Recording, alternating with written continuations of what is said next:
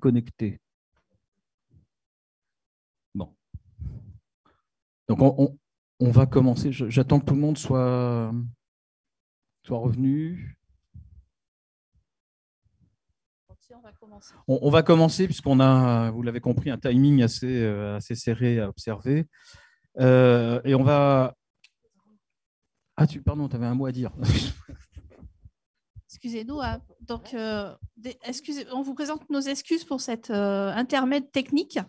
Donc, on va vous demander la plus grande indulgence parce qu'en fait, si vous l'avez compris, on est en visioconférence avec traduction simultanée et enregistrement. Donc, tout ça, c'est pour ça qu'il y a des micros partout, des caméras.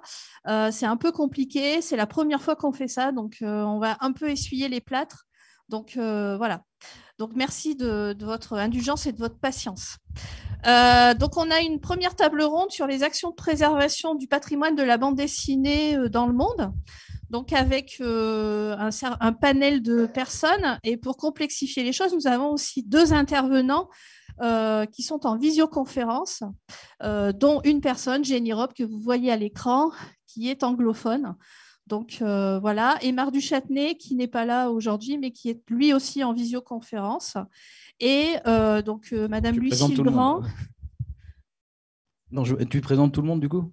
Oui, juste, mais après, toi, tu feras après, j'ai plus rien à faire. Mais non, donc, non. Monsieur Thomas-Louis Côté, Alexandre Zographe, Joël Épée. Et la table est modérée par Jean-Philippe Martin, à qui je passe la parole puisqu'il est impatient de l'apprendre. Donc, bonjour à tous, merci de votre présence. Donc, effectivement, on va démarrer la toute première table ronde de cette séance des rencontres internationales et une table ronde donc, qui va être consacrée, comme l'a indiqué Catherine, aux actions de préservation de la bande dessinée dans le monde.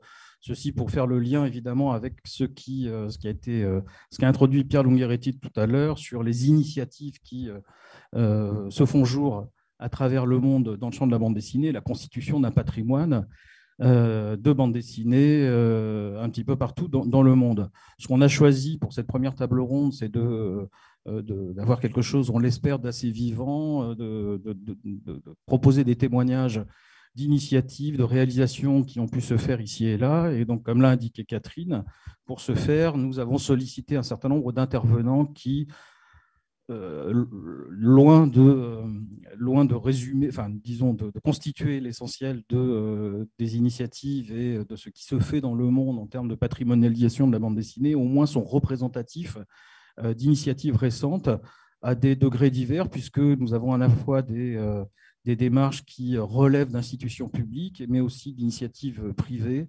des établissements qui ont déjà constitué un patrimoine et le valorisent, et puis, dans certains cas, des démarches où la réflexion est en cours, où le projet est embryonnaire, émergent, et nécessitera certainement quelques années pour voir le jour. Et donc, pour en parler, j'indique juste, en fait, je reprends ce qu'a dit Catherine sur la présentation. Donc, Jenny Rob, qui donc interviendra depuis l'Ohio, qui est la directrice du Billy Ireland Cartoon Library and Museum, donc qui est, elle nous dira, elle nous confirmera, mais qui est certainement le musée le plus important au monde consacré à la bande dessinée. Donc, Jenny nous détaillera. Je la remercie, puisque à l'heure où nous parlons, là, il doit être 5 heures, je crois, aux États-Unis. Donc, je la remercie de s'être levée très tôt pour participer à cette table ronde. Nous aurons aussi le plaisir, je l'espère, d'entendre Émar Duchâtenay, qui n'a pas pu se rendre présent, mais qui donc normalement doit intervenir en visioconférence. Je dis bien j'espère, puisque je ne le vois pas connecté. Donc Émar Duchâtenay, qui est le directeur de l'Institut René Goscinny. Je salue aussi la présence, cette fois-ci, à mes côtés, de Lucille Grand, qui est la directrice adjointe du département patrimoine et des collections et de la médiathèque du musée du Quai Branly Jacques Chirac, pour être tout à fait précis, à Paris. Je salue aussi la présence de Thomas-Louis Côté, qui nous vient, lui, du Québec, et qui est le monsieur bande dessinée du Québec, qui est en tout cas en charge du projet Québec BD, dont évidemment il nous parlera. À ma droite, Alexandre Zoographe, auteur de bande dessinée serbe, et qui lui aussi nous détaillera la situation en Serbie et les actions de patrimonialisation qui sont à l'œuvre. Et puis, enfin,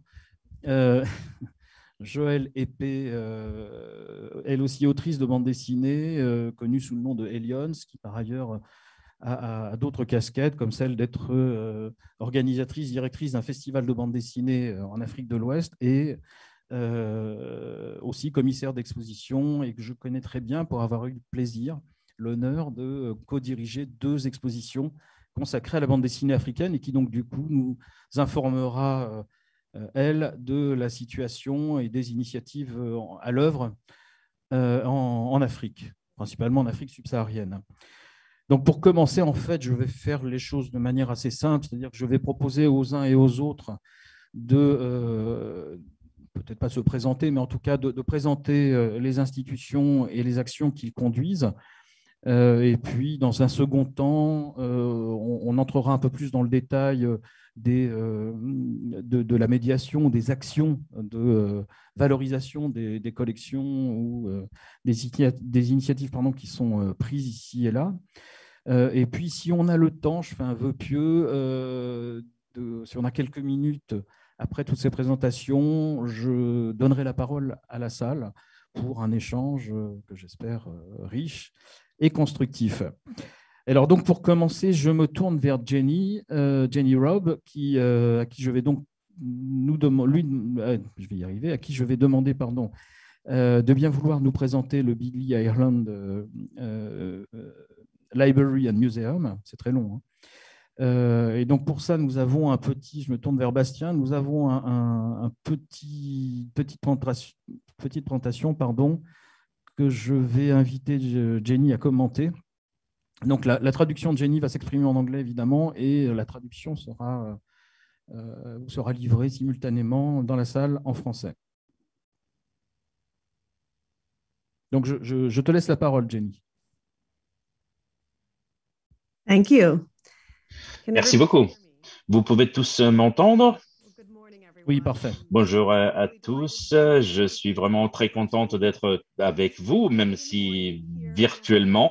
C'est très tôt ici en Ohio. Je suis désolé. J'espère que le café va faire son effet rapidement. Je suis curateur et directeur de la Billy Ireland Cartoon Library et Museum, qui est dans l'université de Columbus en Ohio, qui est l'une des plus grandes universités des États-Unis. Nous pensons avoir la plus grande collection en ce qui concerne les cartoons et les comics. Si vous pouvez passer à la slide suivante, s'il vous plaît. Merci beaucoup. Je ne sais pas si c'est moi qui les contrôle ou pas. Ça, c'est notre... Il faut juste nous indiquer, c'est parfait, il faut juste nous indiquer le moment de passer à la suivante. Great, thank you. Parfait, merci beaucoup. Nous avons ouvert ce nouvel établissement en 2013. Nous avons commencé par contre en 1970, quand les personnes se sont rendues compte aux États-Unis que les cartoons et les comics seraient d'intérêt pour les chercheurs et les passionnés. Nous avons donc commencé à créer des collections de cartoons et de comics. Slide suivante, s'il vous plaît.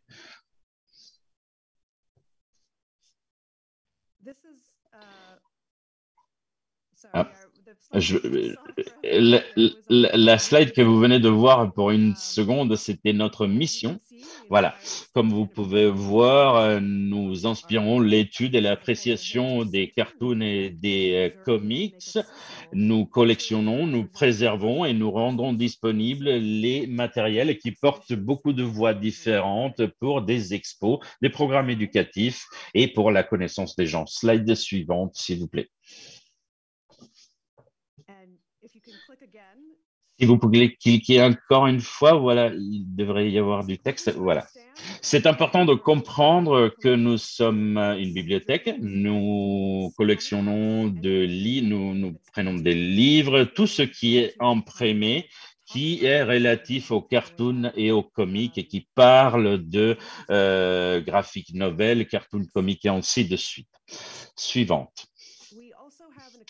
Nous avons une collection d'art où nous collectionnons des planches originelles. Vous en avez un exemple ici. Nous avons plus de 300 000 et nous sommes également un archive, pardon.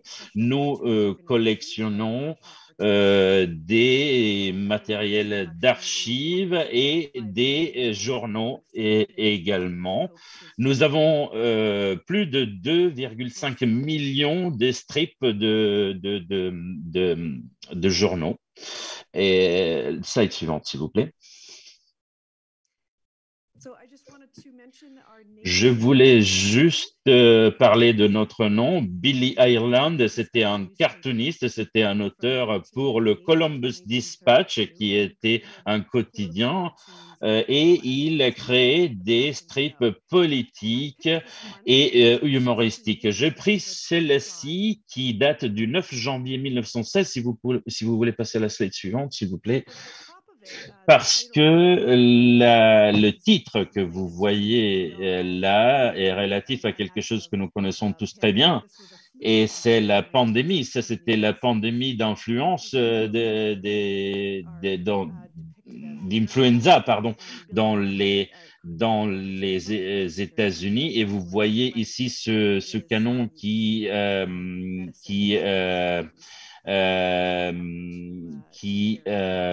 explose et qui va lancer des médecines sur ces germes que vous voyez dans l'air. Slide suivante, s'il vous plaît. Je voulais juste montrer quelques exemples des choses que nous avons dans notre collection. Ceci est une impression de 1798 et raconte d'un combat qui a eu lieu véritablement dans deux membres du Parlement ici, des législateurs. Les législateurs n'étaient pas très d'accord et ils se sont battus physiquement en 1798 et voici donc l'image. Slide suivante, s'il vous plaît. Celle-ci est une de nos collections les plus populaires. Nous avons tout l'art originel de Bill Watterson, que beaucoup d'entre vous connaîtront comme l'auteur de Calvin et Hobbes.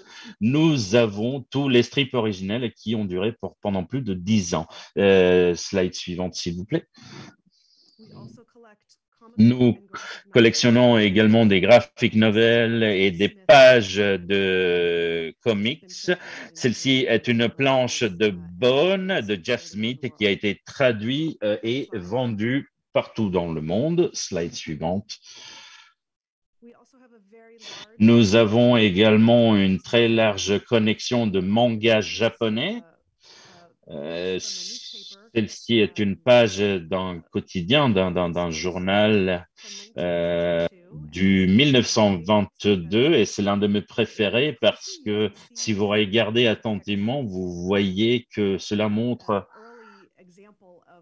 un exemple de ce que nous appellerions aujourd'hui Skype, FaceTime ou Zoom. C'est une visioconférence entre une femme japonaise et son mari qui est supposé être à l'étranger pour ses études, mais qui en réalité il est bourré et donc qu'il est pris de court par cette nouvelle technologie. Slide suivante, s'il vous plaît.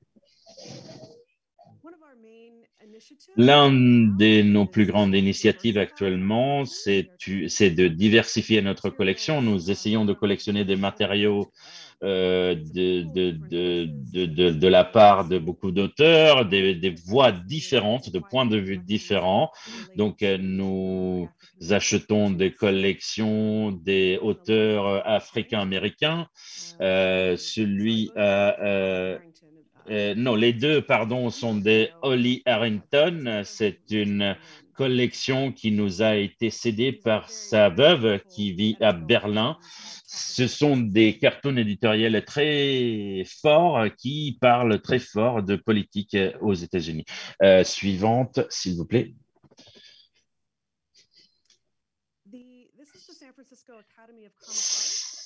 Ça, c'est l'Académie de San Francisco pour le Comic Art et c'est un peu plus dans le spécifique ce que nous faisons pour la préserver. Est-ce que vous voulez que je continue avec cette partie? Alors, on va peut-être effectivement s'arrêter là, Jenny, et on reviendra vers vous, vers toi, pour un peu préciser effectivement les actions qui sont conduites par la library pour valoriser les actions actuelles, pardon, pour valoriser les collections. J'espère me tourner vers Aymar du Châtenay, à qui j'aimerais proposer de nous présenter l'Institut René Goscinny. Mais je ne sais pas, je ne le vois pas. Alors, comme je n'ai pas le retour, en fait, Bastien, des Zooms, est-ce qu'à ta connaissance, Aymar est connecté? Si ce n'est pas le cas, on va revenir en salle et puis je vais me tourner vers Lucille Grand. Donc pour Lucille Grand, il faut trouver le PowerPoint Quai Branly, Bastien, s'il te plaît. Et nous reviendrons vers Aymar du Châtenay. Donc, pardon? Donc, ça vient. Donc, c'est toujours sur le même PowerPoint, hein, mais c'est un peu plus loin.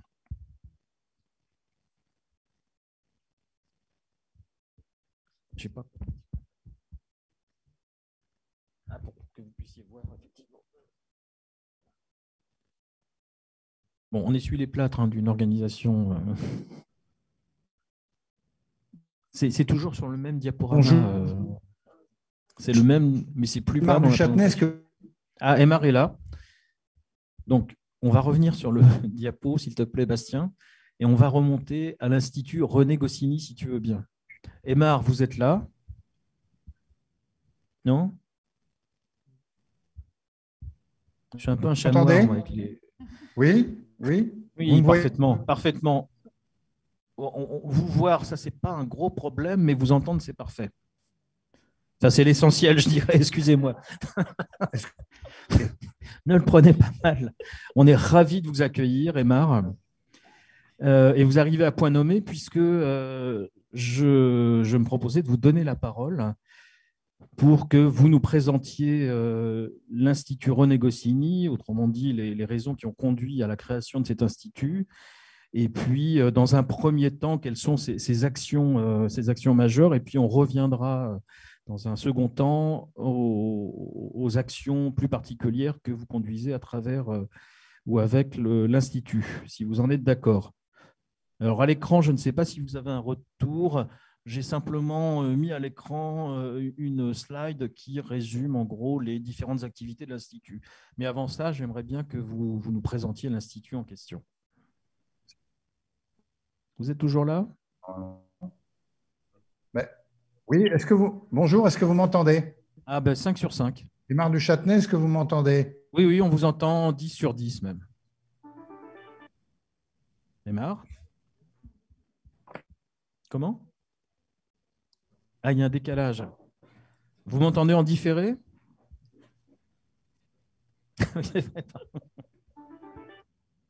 Bah, le tout, c'est que le décalage ne soit pas de 2 heures, parce que sinon...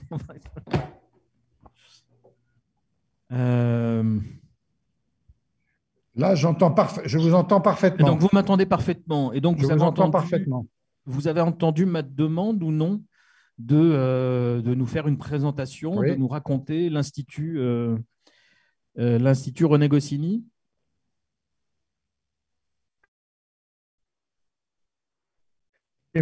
Donc, confirmez-moi que tout le monde m'entend. Oui, je vous confirme. Clair et net. Bonjour. Bonjour. Je vous laisse la parole. Hein. Vous pouvez y aller. Oui, Aymar, donc vous pouvez, dès que vous Bonjour voulez, à tous. Compte tenu des...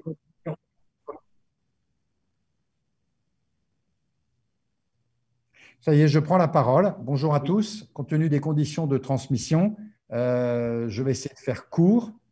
L'Institut René Goscinny a été fondé en 2015 et s'appuie sur le fonds d'archives de René Goscinny, que vous connaissez, qui est donc le co-créateur d'Astérix, l'auteur de Lucky Luke, Dino Good et du Petit Nicolas, et qui a profondément bouleversé la bande dessinée francophone. Or, René Goscinny était le scénariste et non pas le dessinateur. Et l'Institut René Goscinny est un fonds de dotation. Et c'est Anne Goscinny, sa fille, la fille de René Goscinny, et ses ayants droit, disposant de toutes les archives de son père, qui a décidé de se structurer en fonds de dotation de manière à pouvoir mettre en valeur ces archives et les conserver. Donc, œuvre de conservation, parce que c'est un travail très important. On est un particulier coûteux et qui nécessite toute une méthodologie. Donc, nous nous sommes adressés à des spécialistes qui ont procédé au récollement, à l'inventaire. C'est un véritable budget. Aujourd'hui, l'inventaire des archives de René Goscinny est désormais mis à la disposition du grand public qui peut accéder par Internet, nous contacter et un code lui est donné qui lui permet de consulter ces importantes archives. Nous sommes notamment ouverts, certes aux journalistes, mais également aux étudiants, aux lycéens, aux chercheurs, à tous ceux qui s'intéressent à l'histoire de la bande dessinée, puisque, je le répète, ces archives sont en fait les secrets de la potion magique de toutes ces grandes séries que sont Astérix, Lucky Luke, Who is No Good, mais également les Dingos dossiers avec Gottlieb.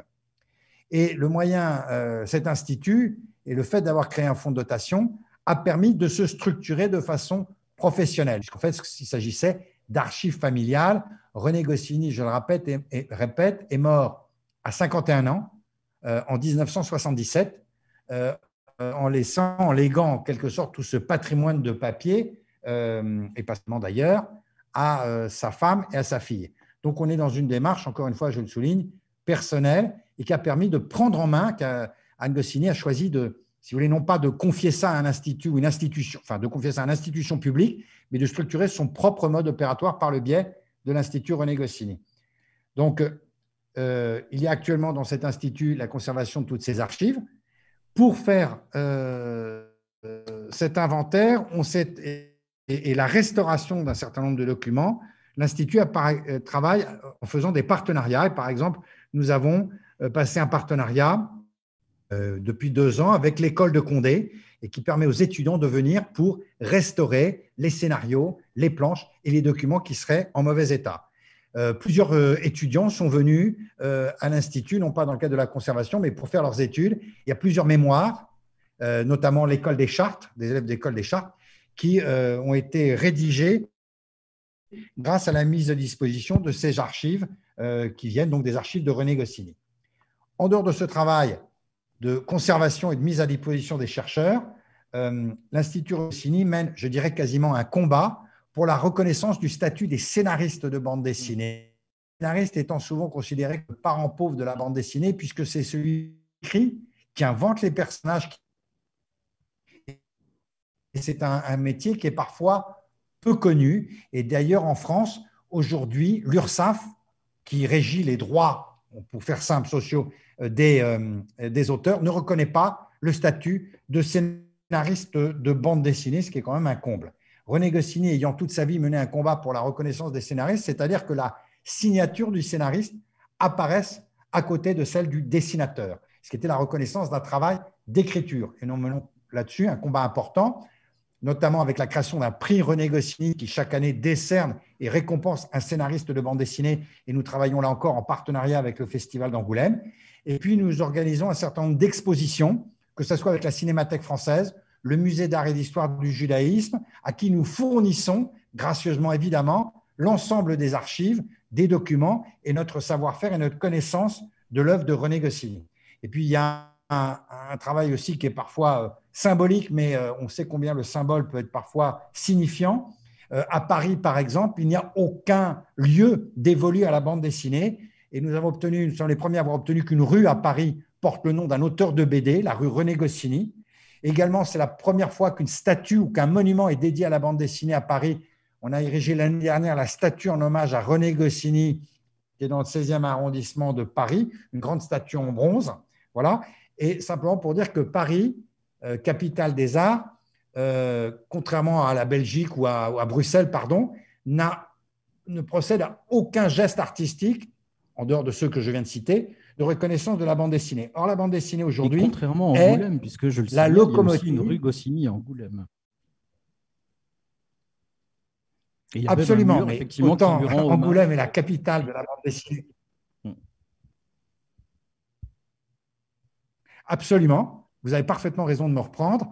Angoulême, capitale mondiale de la bande dessinée, a rendu hommage à René Goscinny et continue de lui rendre hommage. D'ailleurs, c'est une exposition que nous organisons avec le festival en janvier prochain. Il y a une rue, il y a une fresque bientôt. Donc, bravo à Angoulême. Mais Paris, qui est la capitale de la France, il n'y a même pas de musée de la bande dessinée à Paris. Il n'y a aucun lieu, aucun espace. Or, la bande dessinée, aujourd'hui, fait vivre l'édition française, est le premier véhicule de transmission du livre, de l'écrit, en volume, en tirage. Et curieusement, la bande dessinée n'a pas une reconnaissance à nos yeux institutionnelle par, évidemment, et c'est non des moindres, le Festival d'Angoulême, mais je trouve qu'au niveau du ministère de la Culture ou des grandes institutions, la bande dessinée n'a pas tout à fait la reconnaissance qu'elle mérite. Voilà. Donc, le travail de l'Institut René Goscinny est à la fois un travail d'archivage, un travail de mise à disposition de ce matériau d'archives, de faire connaître ce qu'est le métier de scénariste à des manifestations publiques. Et on ne peut fonctionner, quand c'est une institution comme la nôtre, c'est-à-dire un fonds de dotation, qu'en travaillant en partenariat avec la ville d'Angoulême, avec le Festival d'Angoulême, avec la Cité de la bande dessinée, avec la Cinémathèque.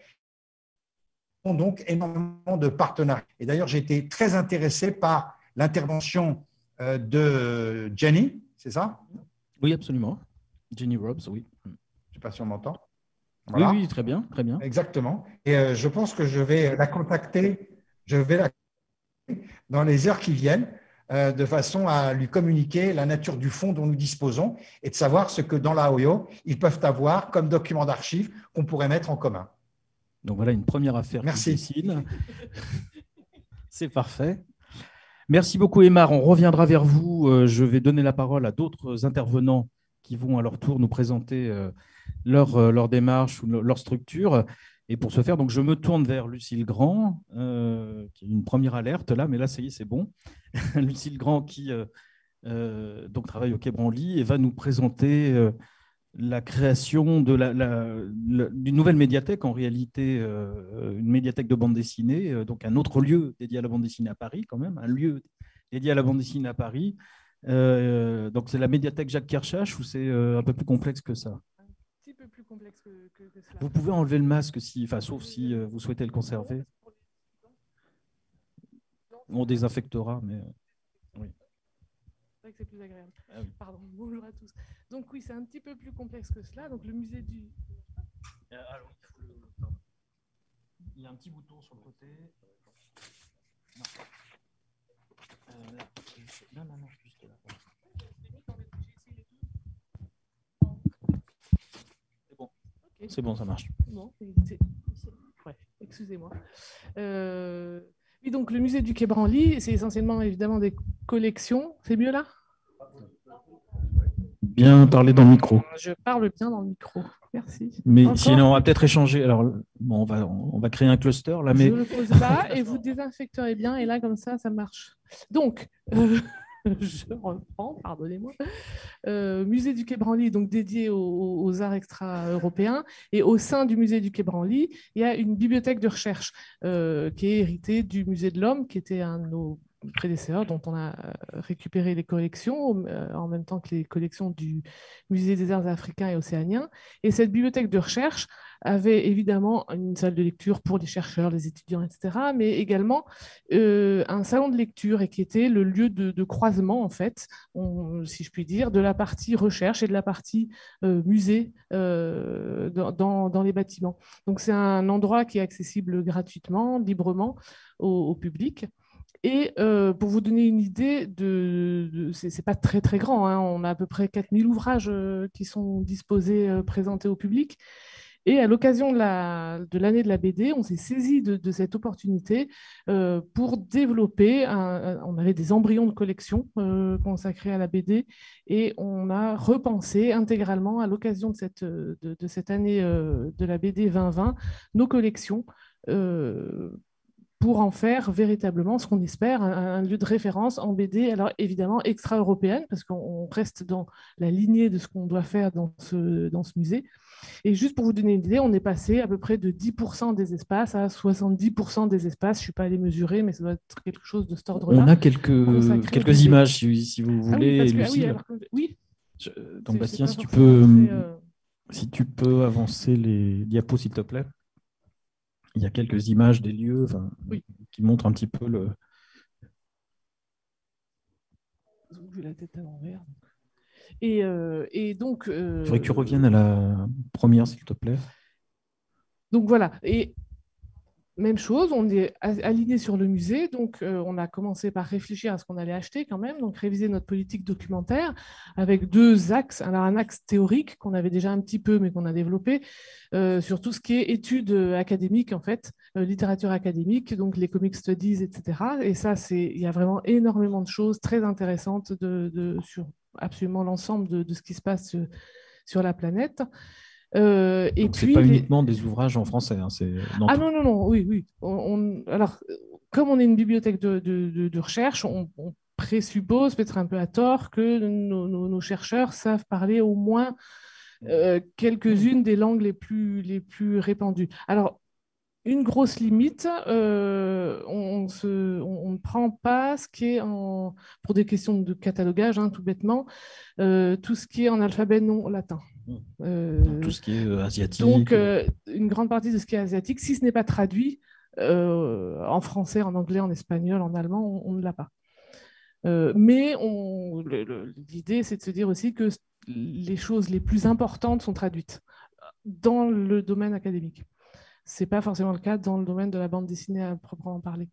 Donc, un espace comme ça qu'on a réparti en zones géographiques, puisque c'est comme ça que le musée est organisé. Donc, on suit quand même le musée. Et puis, on a également et oui, et comme vous le voyez, donc on est une bibliothèque. Donc, il n'y a pas de patrimonialisation.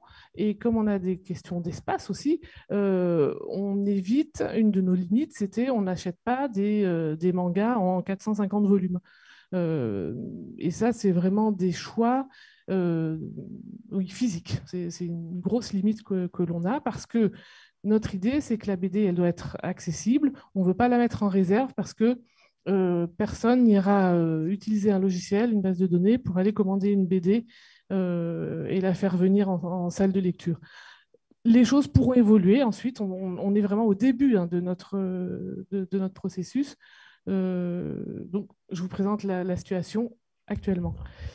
Si tu peux avancer, Bastien, s'il te plaît, Et qu'on voit les puis, autres images. dans ce même espace, on dispose d'une petite vitrine qui était consacrée habituellement à des mini-expositions en lien en général avec les expositions ou avec des thématiques qui étaient abordées au musée ou qu'on faisait avec le département de la recherche du musée.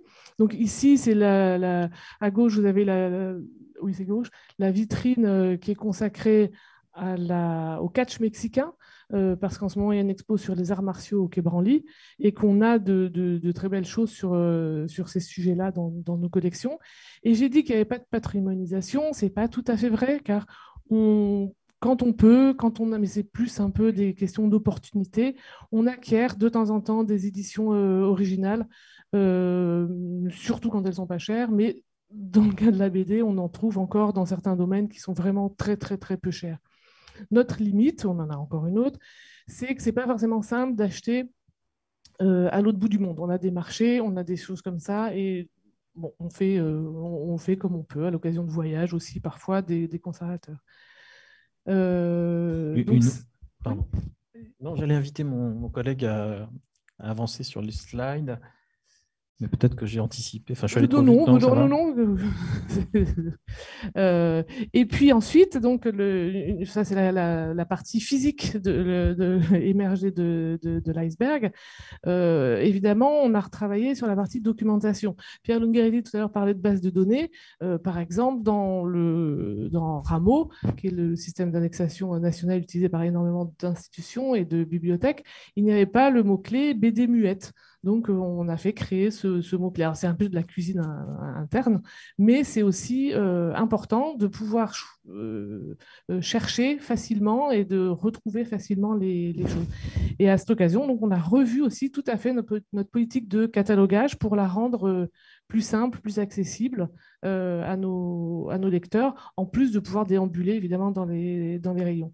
Sur l'image en bas à droite, en fait, là, ça vous montre plus nos domaines d'acquisition. Donc, on a le premier domaine qui est le plus simple, le plus évident, parce qu'en lien avec nos collections objets du musée, c'est ce qu'on appellerait ce qu'on a appelé la BD autochtone. Alors, autochtone, c'est quand les auteurs eux-mêmes se définissent comme tels et donc plongent gardent leurs racines, plus exactement, et utilisent leurs racines pour s'exprimer, et autant au point de vue de la forme que du récit, etc. Donc là, je ne vois plus très bien, mais ça doit être Cole Pauls et Michael Yagoulanas, j'imagine.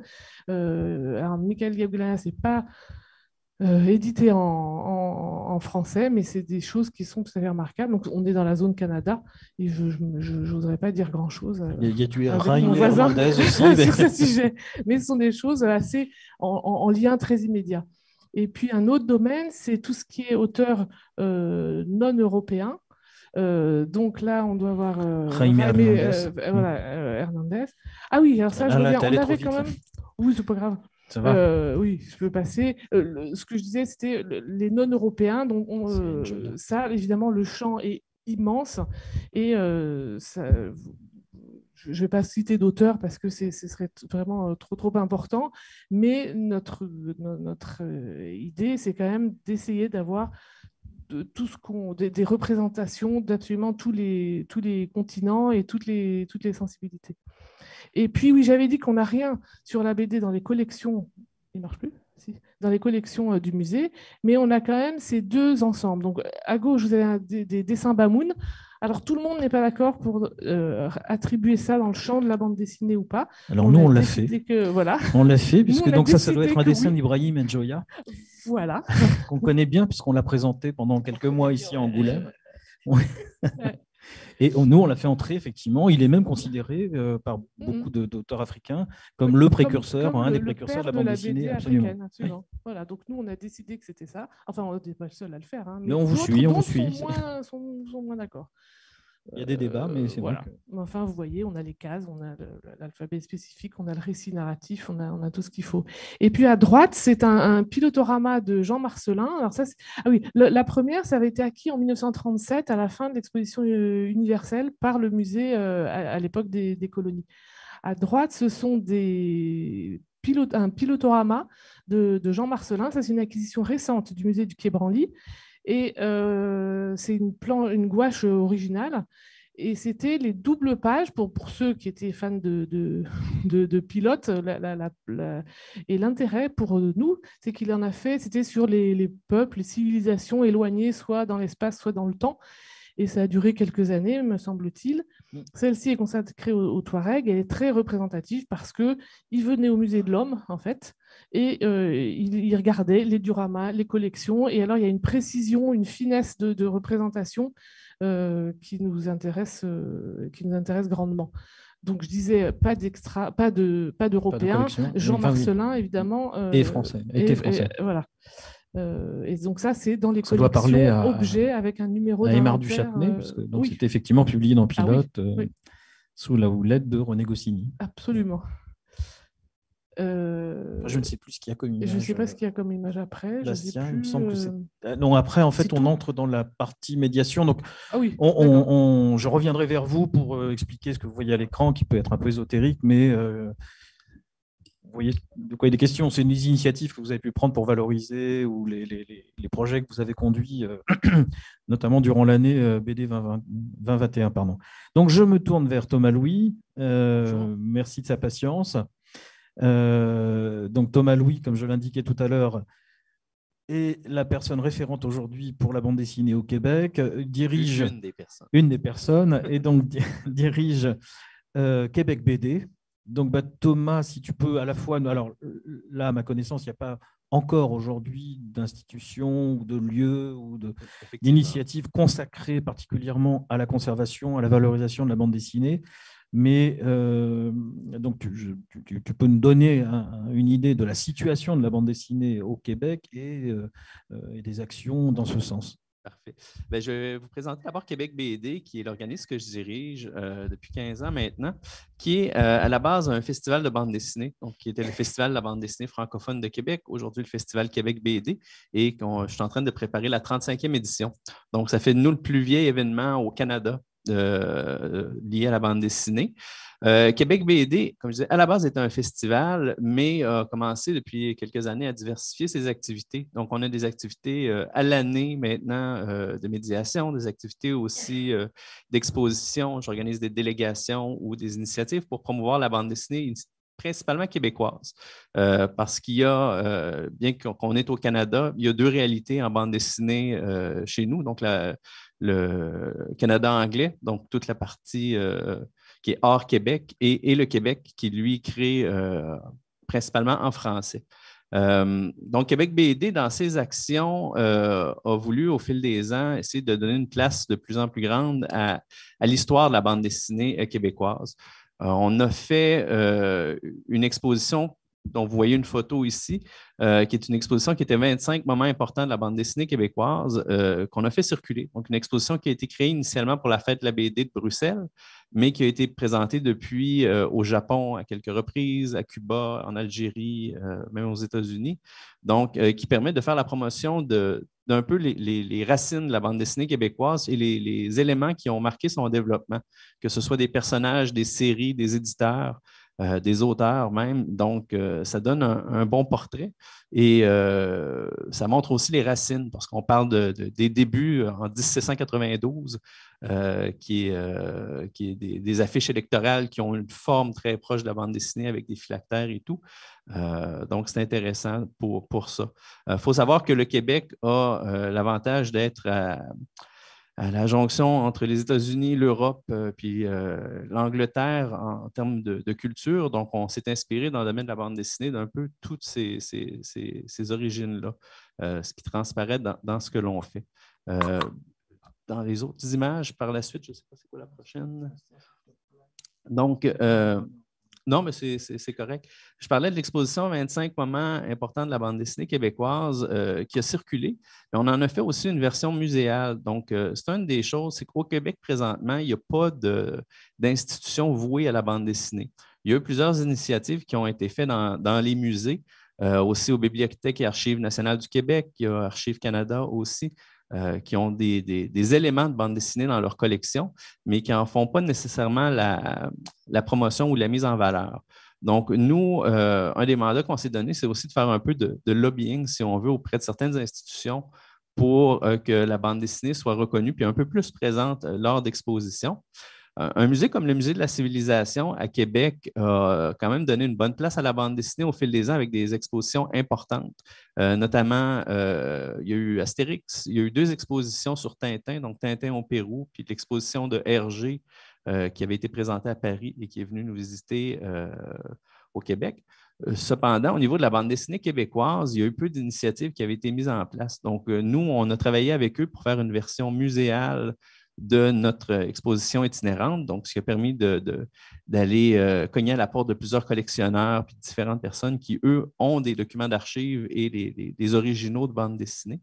Parce que, comme je mentionnais, il y a certains musées qui ont des éléments au niveau des originaux en bande dessinée, mais il n'y a pas de collection constituée ou bien référencée.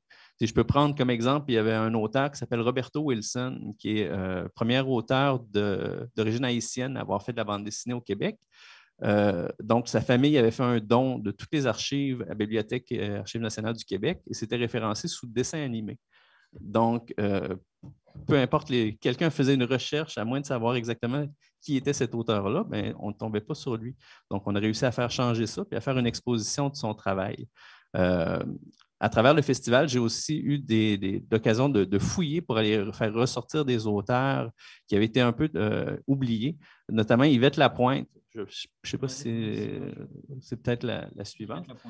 Mais donc, Yvette Lapointe, qui est une... Oui, ben, ce n'est pas Yvette Lapointe elle-même parce qu'elle est décédée malheureusement, mais c'était sa petite sœur qui avait inspiré le personnage qu'elle avait fait.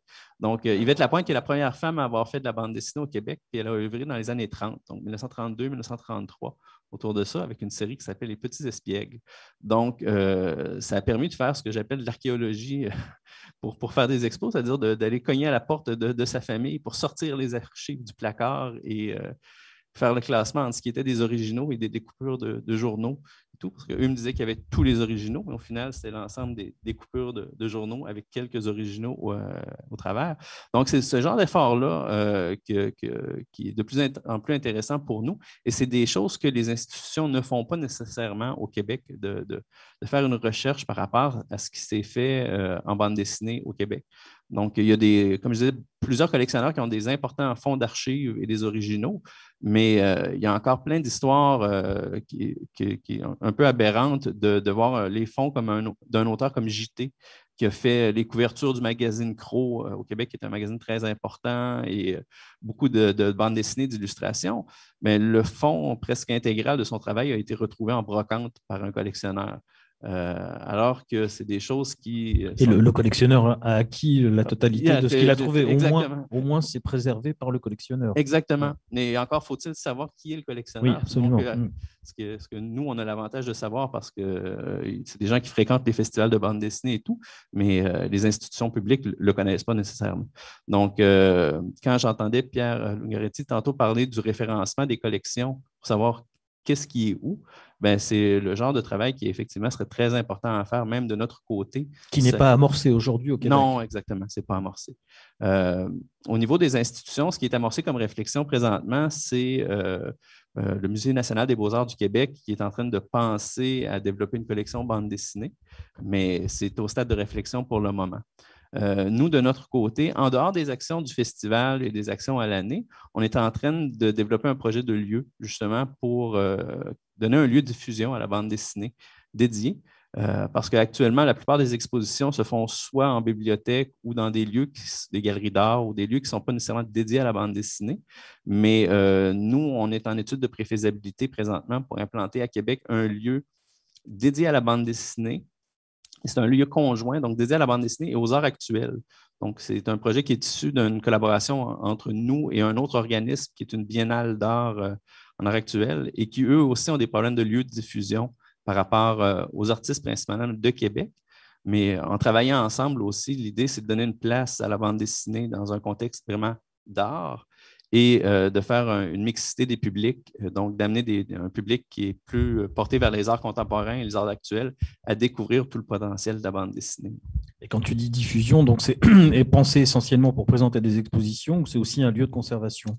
Il y aura une portion de conservation, mais pour le moment, dans le cadre des financements qui sont disponibles, ils ne privilégient pas les nouveaux musées, les nouveaux lieux de conservation. Donc, l'idée du lieu de diffusion est à la base de créer un endroit où on va pouvoir présenter des expositions, monter des expositions. Il y aura une portion archive qui va permettre de la conservation, mais ça va nous permettre de renforcer encore plus notre travail auprès des institutions comme les musées pour qu'eux se donnent le mandat de faire la préservation dans des conditions qui, pour l'instant, on ne pourrait pas nécessairement offrir dans le lieu de diffusion qu'on veut mettre en place. Et dans le champ de la recherche universitaire, je crois savoir que la bande dessinée commence à occuper un peu de terrain. Est-ce que tu peux nous en dire un mot? Oui, au Québec, il y a quand même plusieurs cours universitaires ou collégiales au niveau de la bande dessinée. Il y a un programme consacré à la bande dessinée à l'Université du Québec en Outaouais, où Edmond Baudouin, qui est ici justement, a enseigné.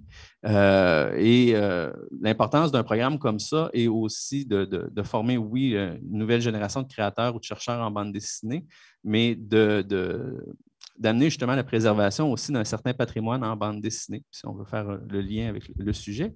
Donc, eux ont constitué la plus grande collection d'œuvres de bande dessinée québécoises au Québec, donc qui est plus importante que même ce que Bibliothèque et Archives nationales du Québec ont, parce qu'eux se sont donné le mandat exclusif de développer ça. Donc, ils vont vraiment à la recherche de tous les documents, les fanzines, tout ce qui est possible. Donc, le fait d'avoir ça dans un contexte universitaire permet vraiment la recherche et tout ça. Merci beaucoup Thomas-Louis. Je reviendrai évidemment vers toi tout à l'heure. Et maintenant, je me tourne vers Alexander Zograff, qui donc, comme je le précisais en ouverture, est auteur de bande dessinée et à qui j'ai demandé de bien vouloir, nous, comme Thomas Louis vient de le faire, nous expliquer un petit peu le contexte de la bande dessinée en Serbie et s'il y en a, les initiatives qui sont mises en œuvre pour constituer la mémoire, la conservation de la bande dessinée. Alors, j'ai vu que j'ai pris ton micro, donc je vais tenter un autre.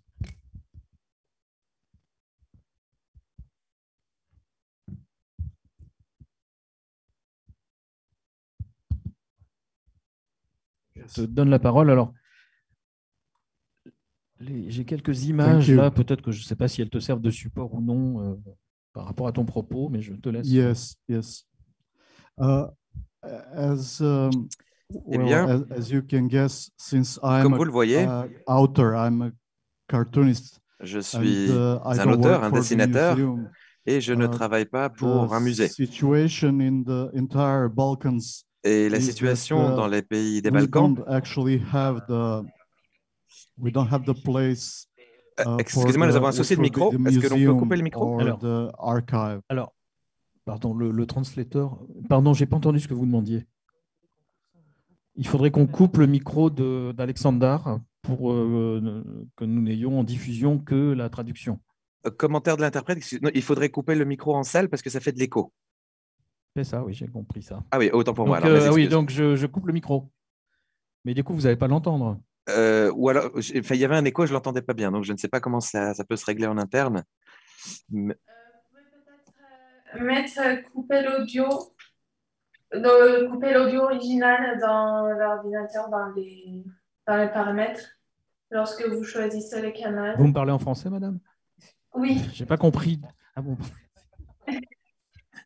Oui, en fait, lorsque vous prenez la parole, il faut couper l'audio original. C'est le troisième choix quand vous choisissez la langue. Alors, je me tourne. On peut essayer comme ça. Sinon, je vais essayer de voir. Voilà, je bouge pas, moi, c'est ça.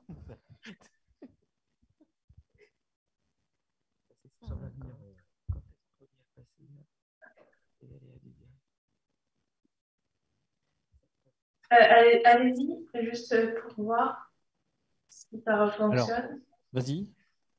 OK. Is it fine now? Très bien. Est-ce que cela fonctionne maintenant? Sorry.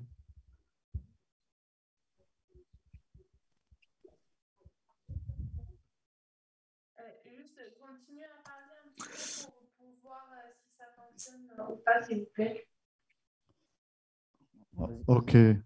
OK, so now Très can bien, you hear alors, me well? est-ce que vous m'entendez bien? Oui.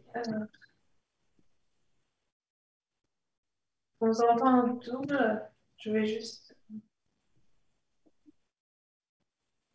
Maybe I should just borrow your mic. Is it a solution? Je vais voir de mon côté si on peut régler ici. Je vais juste. Allez-y. OK, so now I'm speaking something. Très bien, alors je fais un test, je dis quelque chose. Est-ce que le son fonctionne? Oui, oui. Oui, le son fonctionne. OK, OK.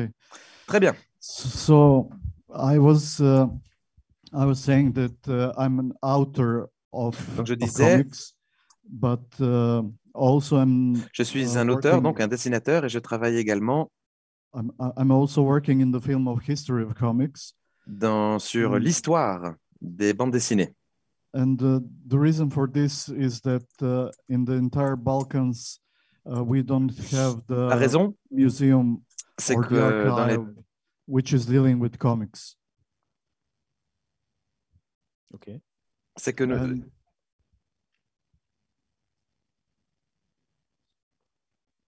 OK. On n'a pas entendu la traduction en salle. Sorry. OK. So in the entire Balkans, et dans les pays des Balkans, comme je le disais, museum or the archive, il n'y a pas de musée ou d'archives qui se concentre spécifiquement sur les bandes dessinées. So at this point in time, there is an effort aujourd'hui on certain people Des efforts sont consentis par plusieurs personnes to actually work out an institution would collect comics and archive them in pour Belgrade, créer in une Serbia. institution qui serait responsable de la collecte des bandes dessinées à Belgrade, capitale serbe. And we are doing this in collaboration with French Institute in Belgrade.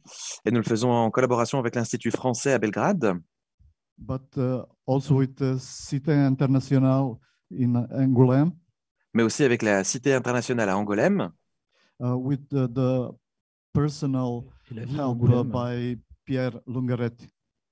ainsi qu'avec la collaboration personnelle de Pierre Langueretti. Lungaretti, pardon. And I will say few words. Et la ville d'Angoulême, je le précise, puisque ça s'inscrit dans le cadre des villes créatives de l'UNESCO. C'est juste pour avoir un niveau de précision pour compléter ton propos. Okay. Tout à fait, merci. So I will say just few words about Quelques the mots history donc of comics in Serbia. vis-à-vis de l'histoire des bandes dessinées en Serbie. I think it's a known story. Je pense que c'est une histoire très souvent inconnue dans la plupart de l'Europe et encore moins dans le monde. So we had the tradition of proto-comics way back in the 19th century. Au 19e siècle, nous avions la tradition des proto-bandes dessinées. It means most of the stuff was translated from German and French. Cela veut dire que l'essentiel des bandes dessinées était traduite de l'allemand ou du français. But there were also works by the local artists. Mais il y avait également des travaux, des œuvres qui étaient effectuées par des artistes locaux. And then in 1934, ensuite, en 1934, the most influential daily paper, Politica. Mais ensuite, le journal Politica, they started to publish American newspapers comics. ont commencé à publier des bandes dessinées américaines. And it was very well received. Et celle-ci a été très bien accueillie en Serbie. So that only a few weeks afterwards, et après quelques semaines, there were dozens of local cartoonists who started to make their own cartoons. Plusieurs dizaines d'auteurs locaux ont commencé à dessiner leur propre bande dessinée. And so most of the daily papers and magazines in Serbia way back in the second part of the 1930s have started to publish comics. Et c'est à partir de là, donc la deuxième moitié des années 30, que la plupart des journaux et des magazines ont commencé à publier, les quotidiens ont commencé à publier des bandes dessinées. What is even more interesting is that several comics, specialized comics magazines have started to publish at that time. Plus intéressant encore, des magazines spécialisés en bande dessinée ont d'ailleurs commencé à voir le jour à cette époque. And the local comics were covering all kind of comics, from adventure comics to Disney-inspired and literature-inspired comics. Et ces bandes dessinées recouvraient un éventail très large, des bandes dessinées d'aventure, des bandes dessinées type Disney et autres. It was interesting for the country which didn't have much facilities, and most of the people were much poorer actually than in Western Europe.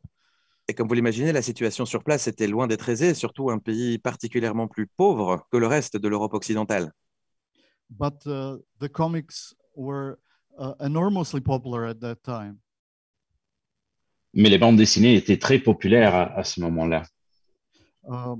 Another thing Une autre chose intéressante is that only now we are et que seulement maintenant nous apprenons translations of the Serbian comics. Sur le fait que les bandes dessinées serbes ont été traduites in different countries. En différents pays.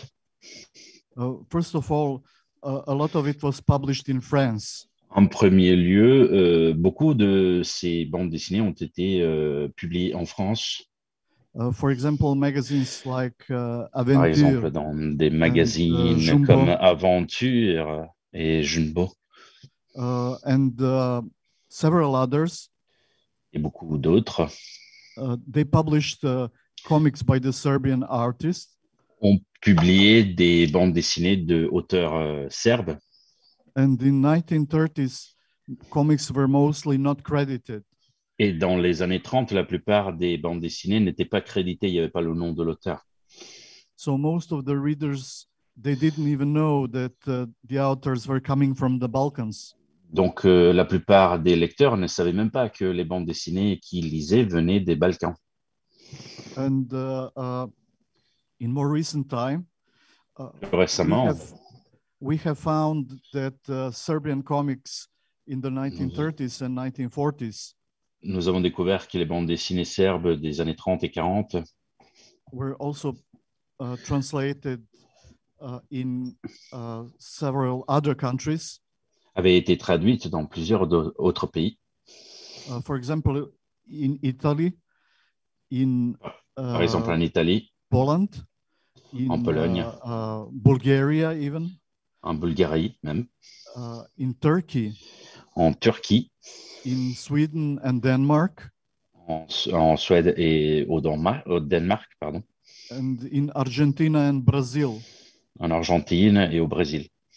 And it was at the time when, for example, the contemporary literature production was not yet being translated outside of Serbia. C'était une époque où même la littérature serbe n'était pas traduite à l'étranger.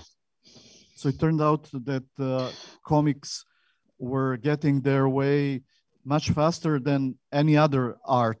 Donc, il se passe que les bandes dessinées voyageaient à travers le monde beaucoup plus rapidement et facilement que autres genres d'art. But in all these countries, it was not credited as Serbian comics. Mais encore une fois, dans tous ces pays, elles n'étaient pas créditées tant que art serbe. And then in 1941, ensuite en 1941, during the Nazi bombing of Belgrade, which happened in April, lors du bombardement de Belgrade par les Allemands qui a eu lieu en avril 1941, the National Library in Belgrade was specified by the Nazis as one of the targets of the bombing. La bibliothèque de Belgrade avait été retenue par les Allemands comme l'une des cibles du bombardement. L'une des cibles, pardon. Along with for example, a huge number of books and even the original manuscripts from the Middle Ages. Donc nous avons perdu, à part beaucoup d'ouvrages et énormément de manuscrits qui dataient du Moyen Âge. The entire pre-war production of the comics magazines disappeared in 1 hour or two.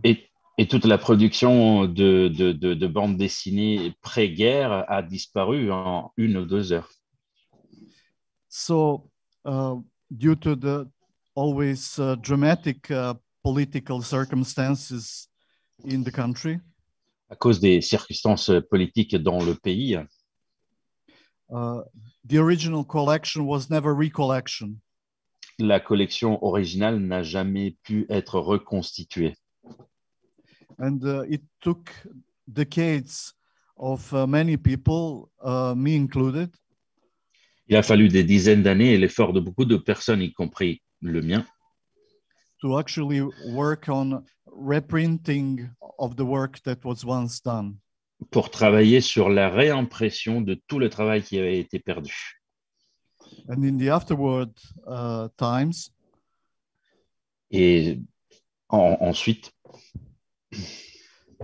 the comics have came up on the scene again. Les bandes dessinées ont revu donc le jour. And now we have a wide range of cartoonists. Et aujourd'hui, nous avons beaucoup d'auteurs et d'artistes. But we don't have an institution which would collect and research their work. Mais nous n'avons pas d'institution qui collectionnerait et ferait de recherche sur leur travail. So we are now trying to see the possibilities to actually collect comics and to archive them. Donc, nous essayons de chercher de pistes, de trouver des manières pour pouvoir collectionner ces ouvrages et les protéger, créer des archives. Both the original drawings and the copies of the magazines. Mais les dessins originaux et les copies des magazines.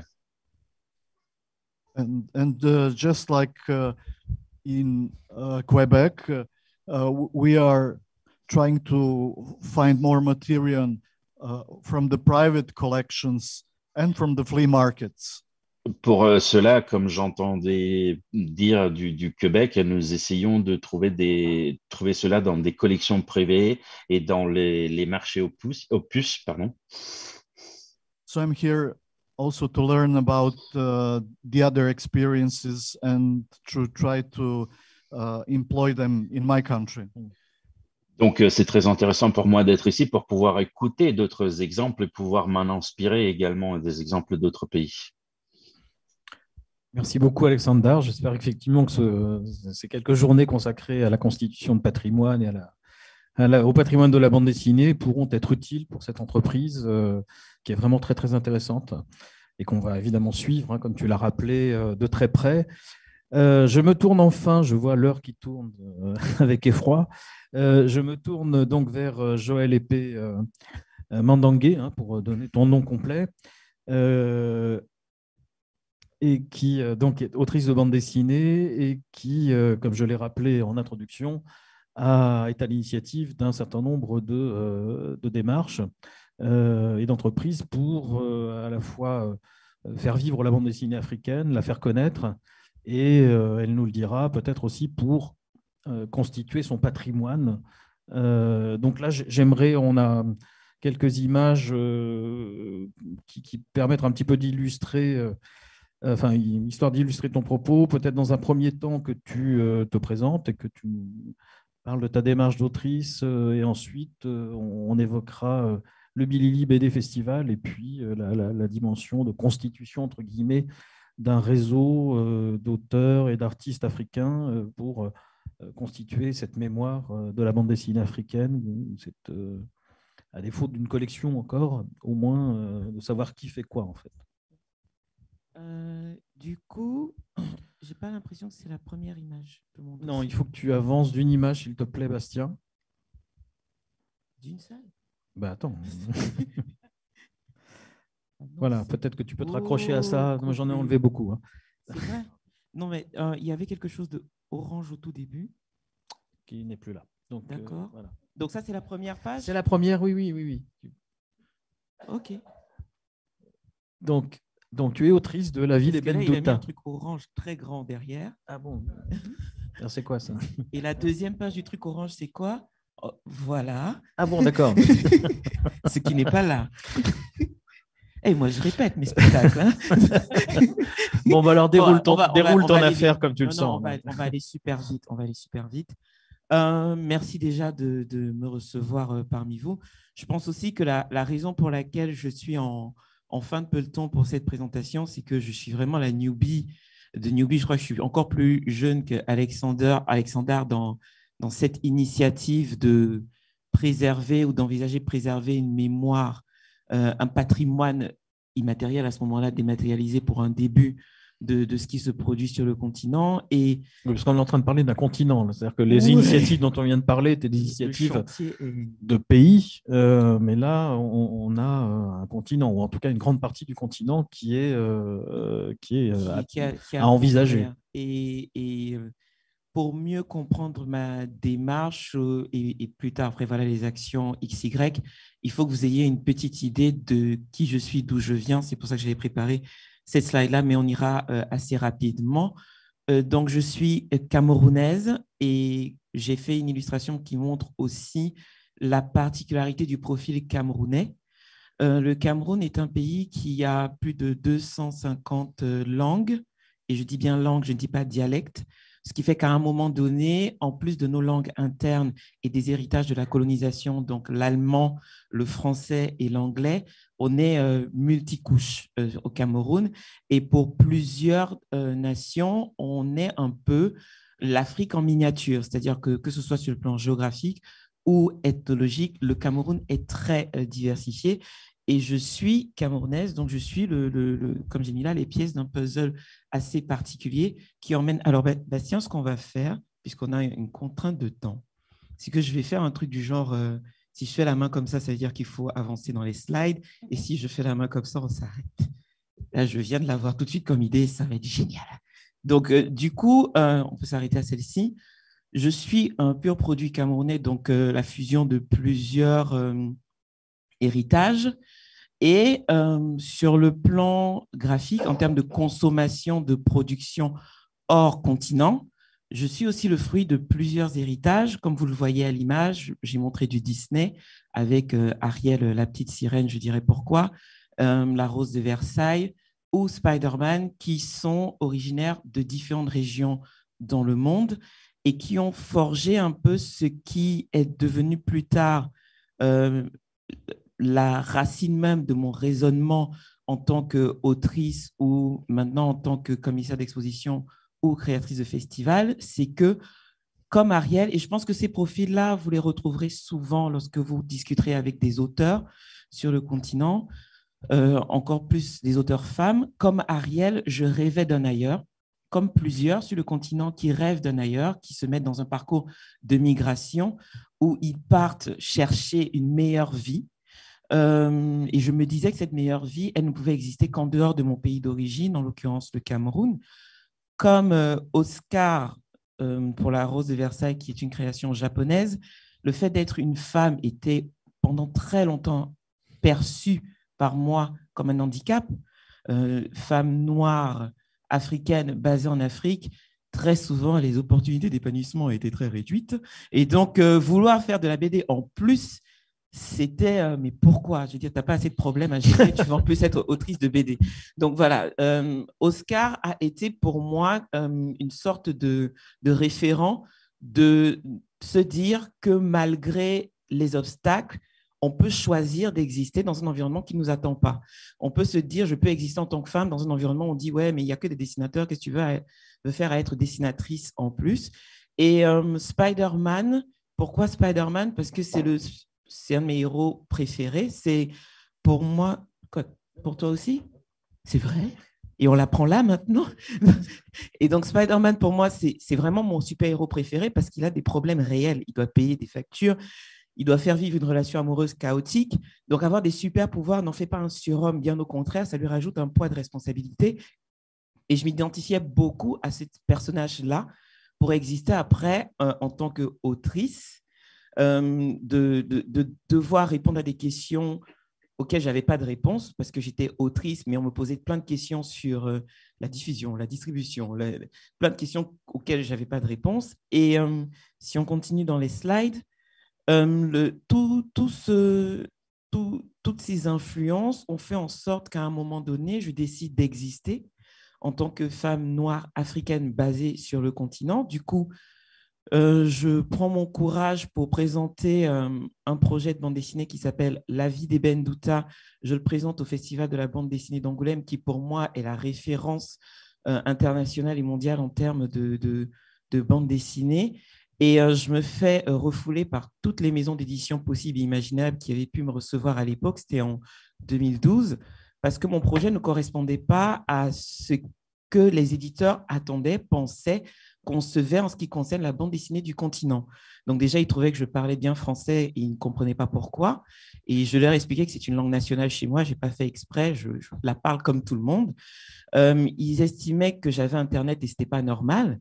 Et je disais, mais je ne vais pas non plus me casser une jambe pour créer des problèmes, j'en ai déjà assez, mais voilà, il y a autre chose à raconter qu'un certain type de discours, que le discours de la migration ou que le discours de se faire courser par les flics quand on vit en Europe, ou le fait de rêver de rester en Europe parce que de toute façon, on n'a pas le courant, on a des guerres, on a des viols dans nos pays. Donc, il y a d'autres types de discours qu'on peut raconter de nos pays. Et à l'époque, donc 2012, ce n'était pas forcément les discours que les maisons d'édition attendaient.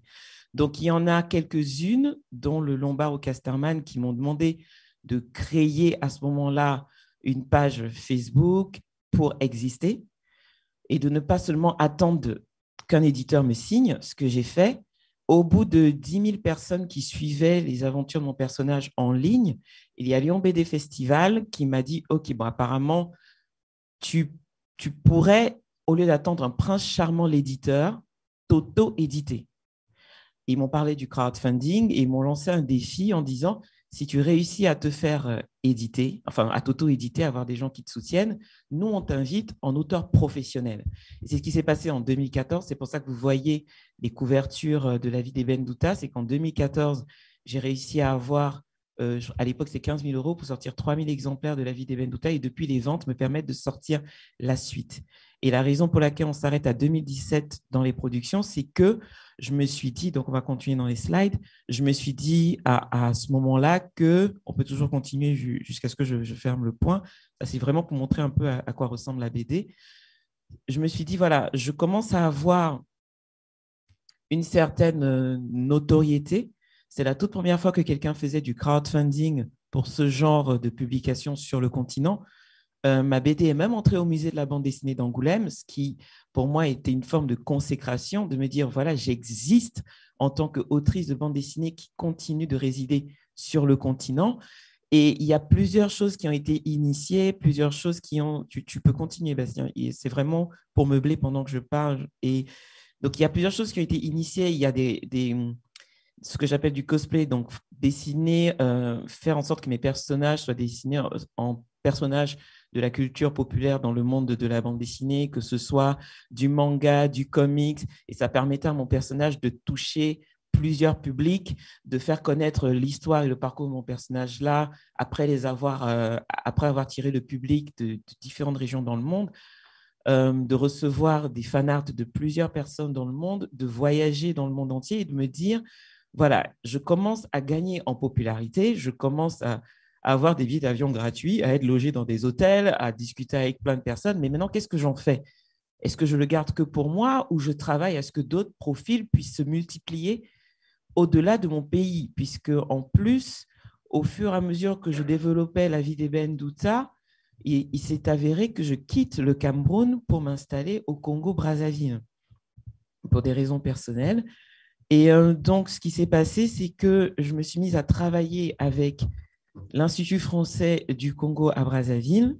Donc, tu peux toujours continuer, Bastien. Donc là, ça continue de meubler, en fait, pour montrer que les publics sont vraiment très divers sur La vie d'Ebn Douta. J'ai autant de publics sur le continent qu'en dehors, donc l'Europe ou l'Amérique du Nord, pour l'Amérique du Nord ou du Sud. Et donc, du coup, ce qui s'est… Bon, là, tu pourrais t'arrêter là si tu veux. Il y a même eu, vous le voyez en bas à votre droite, des personnes qui ont tellement aimé ce qu'ils ont trouvé dans ma BD, qui sont venus au Cameroun et qui se sont pris en photo au Cameroun pour me dire, voilà, j'ai découvert le Cameroun, alors que dans ma BD, je ne parle pas forcément que du Cameroun, mais du parcours de quelqu'un qui est en dehors du Cameroun, qui est basé en Belgique et qui a ce que j'ai appelé affectueusement une vie de merde. Donc voilà, lui… Il a été intrigué, il s'est rendu au Cameroun. Voilà, il y a plein de choses qui se sont créées autour de cette bande dessinée-là. Et j'ai utilisé tout ce que ça a suscité comme levier pour pouvoir emmener la recherche sur la préservation ou la visibilité qu'on pourrait donner aux créations du continent plus loin. Donc, avec l'Institut français du Congo à Brazzaville et du coup l'ambassade de France au Congo, on a créé le Bilili BD Festival qui existe depuis 2016, qui est un hub, donc je préfère appeler ça un hub qu'un cluster. Le cluster, ce n'est plus le mot homologué pour ça, il a une autre définition maintenant. Donc c'est un hub, une vraie plateforme, un réseau de compétences, de connexions qui rassemble directeurs de festival, directeurs de centre de la bande dessinée, réalisateurs de films d'animation, concepteurs de jeux vidéo, auteurs et scénaristes, donc dessinateurs et scénaristes de bande dessinée, cosplayers, parce que la BD devient, enfin, vous le voyez bien, transmédia. L'auteur de bande dessinée n'est plus seulement auteur de bande dessinée. Il y a de plus en plus de créations de bande dessinée qui se retrouvent dans le dessin animé, dans le jeu vidéo, en adaptation, même dans les live action movies. Donc, je prends le cas des superproductions Marvel qui ont carrément créé leur univers. Il y a un public pour les comics et il y a un public pour le cinéma. Donc, c'est vraiment transmédia. Et le Bilili BD Festival rassemble toutes ces personnes, tous ces profils pour réseauter.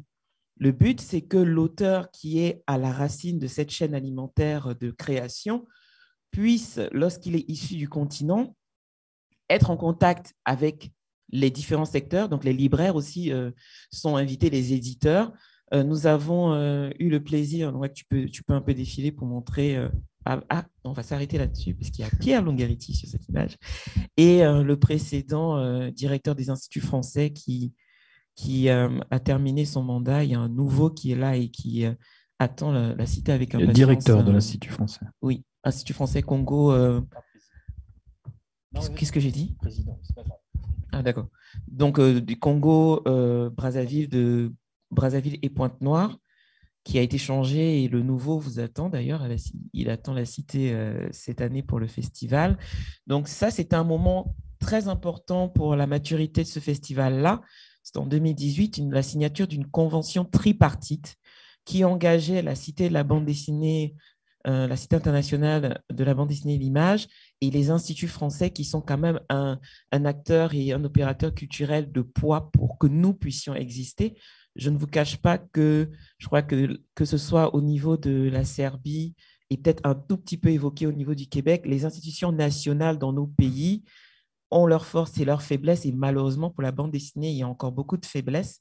Et les instituts français nous permettent, dans différents pays du continent, d'exister ou de faire valoir notre travail en tant qu'auteur. Donc, cette convention tripartite a permis de créer, de matérialiser, on va dire, cette volonté de donner de la visibilité aux créations du continent. Et c'est ce qui a permis plus tard à ce que, donc là, on peut continuer dans les slides, à ce qu'on ait différentes missions. Donc là, vous avez le bâtiment de l'Institut français, à ce que dans les missions avec la Cité, qu'on travaille à des expositions dont, donc là, ça montre un peu la diversité des invités du festival. Vous voyez, par exemple, pour nous, avoir un profil comme celui de Charlie Adler à Bilili, c'était assez incroyable de se dire que donc Charlie Adler de Walking Dead était l'invité du dernier festival. Et c'était très marrant de voir que quand je disais Charlie Adler, personne ne réagissait, et quand je disais Walking Dead, quoi, il vient, il sera là. Donc voilà, c'est aussi ça qui est intéressant. Enfin, nous, les créateurs, on dit qu'on aimerait bien que notre œuvre survive après nous, mais après, c'est aussi bien qu'on se souvienne aussi de nous. Donc, vous avez Isneo, qui est, je crois, il me semble, la plus grande plateforme de BD numérique d'Europe. En Europe, oui. Qui est partenaire du festival. Il y a Dupuis qui vient très régulièrement au festival et qui a signé… Faire son marché. Oui, parce que c'est le but. Il faut qu'après, il ne faut plus que les gens réagissent comme mes parents à l'époque, tu veux faire de la BD, pourquoi? Donc là, il y a 15 auteurs qui ont signé avec Dupuis sur 100 candidatures qui avaient été envoyées. Donc 5 qui sont issus du Congo et 10 qui sont du Maghreb et de l'Afrique subsaharienne, et qui sont donc édités pour 2022, il me semble, dans le catalogue Dupuis Afrique 2022. Nous avons cette année la boîte à bulles aussi qui va venir à Bilili physiquement si tout se passe bien au niveau des conditions sanitaires. Mais voilà, vous voyez, là, je vous donne des noms que vous connaissez peut-être, mais après, parce que si je vous dis le reste, vous ne les connaîtrez peut-être pas. Et puis, il faut qu'on avance. Il faut qu'on avance. Le temps file, là. Et du coup, une des missions que nous nous sommes fixées, c'est d'avoir, donc Jean-Philippe on l'a un peu évoqué au tout début dans ses présentations, c'est qu'on a déjà eu à travailler sur 2 expos, une purement numérique qui s'appelle Afropolitan Comics, qui était une conversation entre les créateurs d'Afrique du Sud et ceux d'Afrique subsaharienne et du Nord. Et du Nord. Parce que, vous le savez certainement, l'Afrique du Sud, en plus du continent, a encore eu une histoire plus compliquée à l'intérieur avec l'apartheid. Donc, même nous, pays d'Afrique, nous n'avions pas les rapports les plus fluides avec l'Afrique du Sud. Donc, cette conversation était intéressante de mettre en miroir 8 auteurs du continent et 8 auteurs sud-africains.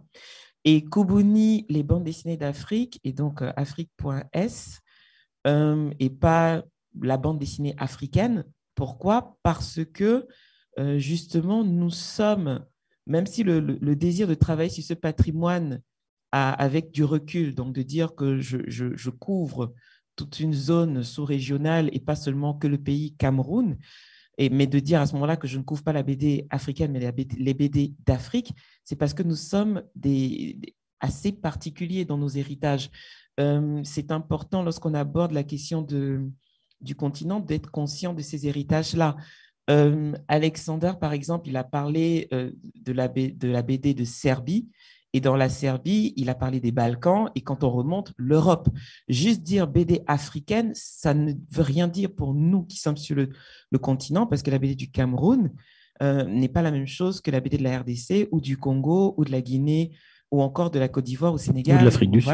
Ou de l'Afrique du Sud. Donc, Kubuni, les bandes dessinées d'Afrique, c'est un vrai gros chantier de devoir donner l'essence même ou faire une synthèse qui donne envie d'en savoir plus. Et donc, quand on continue dans les slides et qu'on continue encore, donc là, vous avez quelques photos de ce qui a été exposé ici au musée de la bande dessinée. Ça s'est clôturé en fin septembre. Et l'idée de cette exposition-là, c'était de permettre aux amateurs comme aux chercheurs, aux étudiants, aux historiens de la bande dessinée et autres, d'avoir une vision globale, certes, du continent, mais pas au sens où ouais, je vais à une expo de la BD africaine. Non, je viens voir ce qui se passe sur un continent qui a une histoire et progressivement de rentrer dans les profils de ceux qui font cette bande dessinée-là. Donc, Lucille a bien évoqué celui qu'on a considéré comme précurseur de la bande dessinée à l'égal de Topfer pour la Suisse, qui est le sultan et ses artisans à ce moment-là, le sultan Njoya du royaume Bamoun au Cameroun. Et c'est vraiment par hasard que ce soit une Camerounaise qui vous parle maintenant. Hein. Ce n'est pas du tout du favoritisme. Et tu n'es pas du Bamoun, toi. Et je ne suis pas Bamoun. Donc, voilà. Et à partir de lui, nous avons évolué pour montrer tous ceux qui font la bande dessinée et qui est très récente dans le panorama de la bande dessinée dans le monde. Enfin, quand je l'entends encore dans les différentes introductions qui ont été faites, lorsque certains, je suis désolé, je vais le dire, hein, lorsque certains politiques disent que l'Afrique n'est pas encore entrée dans l'histoire, il me semble que même la bande dessinée, elle a moins d'un siècle d'entrée dans l'histoire. Et je suis bien contente de voir qu'on n'est pas si en retard que ça. Donc, on prend le train au bon moment pour marquer le coup. Et là, vous le voyez avec cette expo-là, on a pris un échantillon de ce qu'on peut trouver dans cette exposition qui maintenant est rentrée dans le catalogue de l'Institut français Monde, donc va être disponible pour tous les instituts français qui le souhaitent gratuitement. Du monde entier, gratuitement. Du monde entier. Nous avons déjà commencé à recevoir des demandes, que ce soit des questions au niveau de Cuba ou du Japon, ça on en avait parlé un peu, ou du Rwanda, pays d'Afrique, de plusieurs pays d'Afrique qui sont demandeurs de cette exposition-là. Cette expo a commencé son itinérance en Allemagne. Et pourquoi est-ce qu'une Camerounaise qui était au Congo-Brazzaville et qui maintenant est en Guinée-Conakry fait ce travail-là?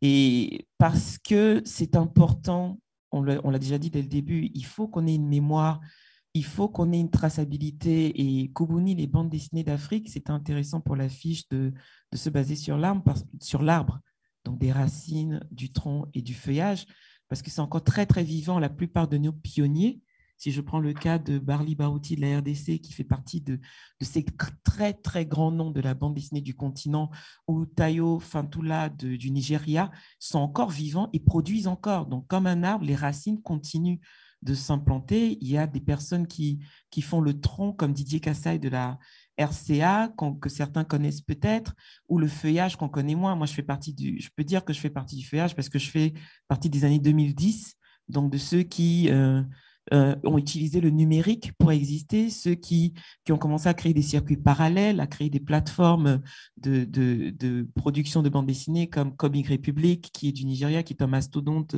qui publie des centaines de bandes dessinées, vraiment le modèle à l'américaine. Donc voilà. Dont on ne connaît quasiment rien en France. Hein, Rien, alors qu'il y a vraiment, pour vous donner une idée, on est à des milliers et des milliers de productions de bandes dessinées sur le continent qui sont méconnues même sur le continent. Je veux dire, la BD nigériane, c'est maintenant que les autres pays découvrent. Et cette exposition a vraiment servi de point de repère dans le temps pour explorer plus profondément le travail sur le référencement de la création et le travail après sur des créations de différentes institutions comme des centres de ressources. Et je pense sincèrement que Brazzaville pourra être le point physique de regroupement de tous ces éléments, puisque Brazzaville est inscrit dans les villes créatives de l'UNESCO. Ce n'est pas inscrit au niveau de la littérature, c'est vrai, mais toutes les actions... musique. Oui, c'est plus musique. Mais toutes les actions qui sont en train d'être faites en parallèle font que… Voilà. Oui, ça rentre effectivement dans les axes qui ont été rappelés tout à l'heure, en lien avec Angoulême, ville créative de l'UNESCO. Donc là, je finir avec la dernière slide, Bastien. Et... Ah, c'est pas fini. Non, c'est fini. C'est fini. Donc oui, parce que juste une dernière question. Je prends un risque là en me posant une question par rapport à l'heure, mais… tu disais qu'il n'existe pas, mais que Brazzaville pourrait être le lieu, en gros, de la concentration, le lieu de référence pour la bande dessinée. Est-ce que dans ton esprit, ça signifie de voir naître un lieu physique dans lequel un centre de ressources qui serait consacré à la bande dessinée? Oui, à Brazzaville. C'est dans l'esprit parce que comme le Bilili BD Festival est un hub, en fait. Donc, ça serait une extension de toutes les actions de ce festival-là. Ce serait vraiment de servir de plateforme de référencement. C'est intéressant d'entendre Pierre Lungheretti parler de ce type de référencement aussi à l'échelle nationale française, mais quand vous tapez BD africaine sur Internet, vous avez tout et n'importe quoi. Je veux dire, ça peut aller dans tous les sens sans vous donner une claire visibilité sur ce qui se passe. Avec l'exposition, donc Sébastien revient dans les 2-3 images de ces deux dernières slides. Ça ne m'arrange pas que tu reviennes, Bastien. Non, c'est juste visuellement pour voir. Mais avec l'exposition que nous avons faite, nous avons pu travailler avec plus de 60 auteurs. Moi, je suis personnellement en contact puisque je suis très curieuse de voir ce que les autres font. Je stalk beaucoup, mais positivement, hein, parce que stalker les gens, c'est pas recommandé, ne le faites pas. Mais moi, je stocke le travail des gens. Donc, je connais des centaines d'auteurs et maintenant, en plus avec mon travail, il y en a qui se manifestent pour savoir comment, pour savoir recevoir des conseils sur comment avancer au mieux. Donc, il y a toutes ces informations. Pour cette expo, nous avions plus de 1000 planches numérisées. À 1200 et 600 DPI, il me semble. Donc, nous avons un patrimoine dématérialisé qui existe. Nous avons commencé au niveau du festival à garder ce patrimoine pour ce centre de ressources numériques, mais on envisage bien sûr la création d'un centre de ressources physique, d'avoir un musée aussi. Et c'est pour ça que ma présence ici, enfin, depuis le début de cette rencontre, j'entends beaucoup. Je suis sûr que ça va être exceptionnel comme rencontre. Mais moi, j'en suis persuadé. Donc, alors, là, je vais faire quelque chose que je n'avais pas envisagé, c'est-à-dire que j'avais émis l'idée qu'on puisse avoir une discussion, qu'on puisse revenir sur les initiatives des uns et des autres. Mais si je fais ça, je pense que Catherine va m'arracher quelque chose. Le cœur. Ah, 10 minutes. Alors, si on va profiter de cette générosité pour effectivement prendre, s'il y en a, des questions, y compris d'ailleurs pour Jenny Robb. Je crois que Aymar Duchâtenay n'est plus parmi nous parce qu'il devait nous quitter à 12h30. Mais je vois que Jenny est toujours là. Donc, je la remercie de sa patience et désolé de ne pas avoir pu revenir vers toi, Jenny. Mais voilà, j'ai été happé par les présentations des uns et des autres qui étaient très riches et je les en remercie. C'était vraiment de mon point de vue, vraiment passionnant. Donc, s'il y a des questions, je vois une main qui se lève. Donc, si tu peux donner ton nom et puis poser ta question comme ça, tu rentreras dans les annales de la cité. Magnifique. Bonjour, Laurent Mélikian, ActuABD. La question, elle me semble couler de source. Est-ce qu'il existe un portail ou est-ce qu'il y a un projet de portail qui puisse au moins réunir l'ensemble des lieux de conservation ou d'initiatives de conservation du patrimoine de la BD, que ce soit de Ouagadougou à Pékin?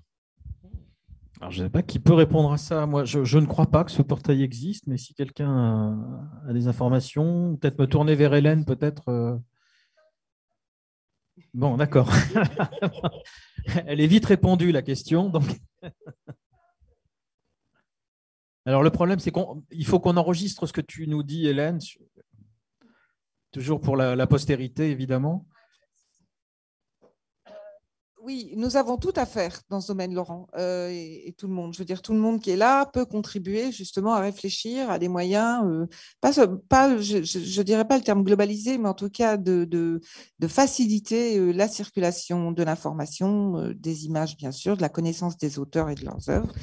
Parce que la recherche, elle se fait maintenant mondialement et c'est très, très difficile d'arriver à tenir les fils de tous ces réseaux de recherche qui sont étroitement liés à des réseaux de création. Là où il y a de la BD, il y a des chercheurs sur la bande dessinée. Après, bien sûr, quand on dit réseau de taf, ça me fait toujours un peu bizarre. Mais bon, c'est le networking, en fait, c'est le travail du réseau, hein, l'activation du réseau qui va permettre de créer, par exemple, ce genre de banque de données. Comme au niveau des bibliothèques, cela s'est fait, ça peut parfaitement se faire au niveau des collections, au niveau des festivals et des auteurs qui sont présentés. C'est-à-dire, il peut y avoir vraiment des inventaires qui sont faits, des registres, je dirais, visuels, hein, qui sont tenus, des mémoires en quelque sorte. J'insiste là-dessus, j'y reviendrai cet après-midi. La question de la mémoire visuelle de la bande dessinée. Et puis après, il y a la question de la conservation du numérique. Je vous laisse réfléchir tous à ces questions qui engagent notre avenir. Voilà. J'ai oublié d'indiquer donc que c'est Anne-Hélène Hogle, la directrice du musée de la bande dessinée, qui vient de répondre. Est-ce qu'il y aurait une question qui sera donc la dernière? Monsieur Charrier, une question peut-être, non? Qui avait suivi le débat. Non, ou une remarque, hein, un témoignage? Personne? Monsieur Gabillet? Non? Ah oui, oui, parce que je n'ai pas du tout fait attention à nos amis, oui, que je salue d'ailleurs, ne croyez pas que je vous ignore, mais il y a peut-être effectivement dans les discussions, je ne sais pas si tu peux les activer, Bastien, je t'en demande beaucoup ce matin, hein, mais regardez s'il y avait des questions qui étaient posées à nos amis, à nos intervenants. Non? Eh bien alors, donc s'il n'y a pas de questions, je vais clore cette première table ronde en remerciant encore une fois vraiment chaleureusement l'ensemble des intervenants dont les contributions, les présentations étaient d'une richesse incroyable et qui vont nourrir, je le pense, j'en suis persuadé, à la fois les discussions qu'on aura entre les tables rondes et les conférences, mais aussi peut-être d'autres tables rondes qui feront sans doute référence. Donc voilà, je vous remercie aussi pour votre attention. Je me tourne vers Catherine pour les... Donc voilà, la reprise à 14 h. Voilà, oui. Comment ça avec toi? Ah oui. Donc avec effectivement une table ronde animée par Anne-Hélène Hogue. Bon appétit. Quoi? Donc bon appétit et à tout à l'heure. Et encore merci.